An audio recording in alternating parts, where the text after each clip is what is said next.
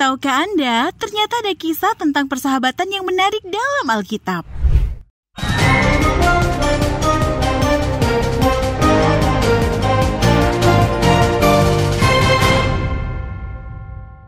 Hai Hoppers, ada beberapa persahabatan dalam Alkitab yang mengingatkan kita tentang bagaimana kita harus merawat satu sama lain setiap hari. Dari persahabatan Perjanjian Lama kepada hubungan-hubungan yang mengilhami surat-surat dalam Perjanjian Baru. Kita melihat contoh-contoh persahabatan dalam Alkitab untuk mengilhami kita dalam hubungan kita sendiri. Berikut ini, tim redaksi Hope Channel Indonesia memberikan setidaknya 3 persahabatan di Alkitab yang mungkin bisa menjadi inspirasi kita nih Hoppers. Yang pertama, Daud dan Yonatan. Salah satu cerita paling terkenal tentang persahabatan dalam Alkitab adalah kisah tentang Yonatan dan Daud, 1 Samuel 18-20. Saul adalah raja pertama Israel dan Yonatan adalah anaknya. Meskipun Yonatan tahu bahwa Daud akan menjadi raja berikutnya, ia berteman dengan pemuda itu.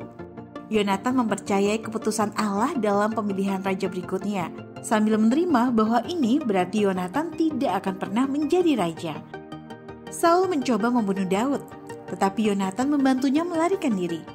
Ketika sudah jelas bahwa Raja Saul tidak akan memberikan Daud hidup, Yonatan menempatkan dirinya pada resiko untuk melindungi Daud.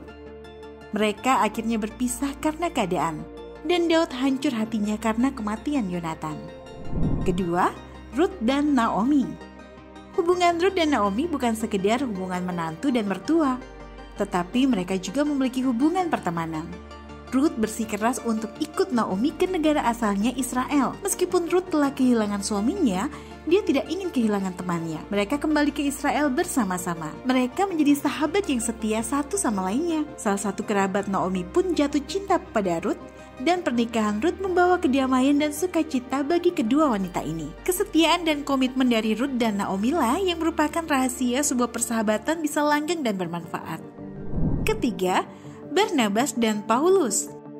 Hoppers, banyak orang ingat bahwa Paulus dan Barnabas pernah bertengkar sehingga akhirnya mereka memutuskan untuk tidak bekerja bersama lagi.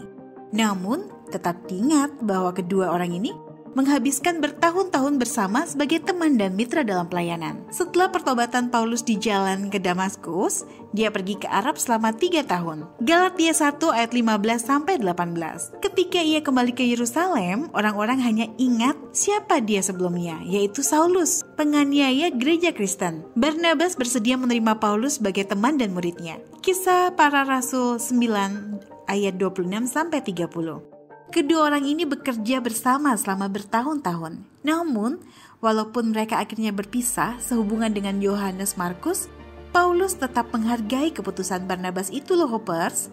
Pada awal perjalanan pelayanan mereka, Yohanes Markus kembali ke rumah. Kisah Para Rasul 13 ayat 13-16. Namun setelah itu, Paulus mengatakan bahwa anak muda itu telah berguna bagi pelayanan. 2 Timotius 4 ayat 11.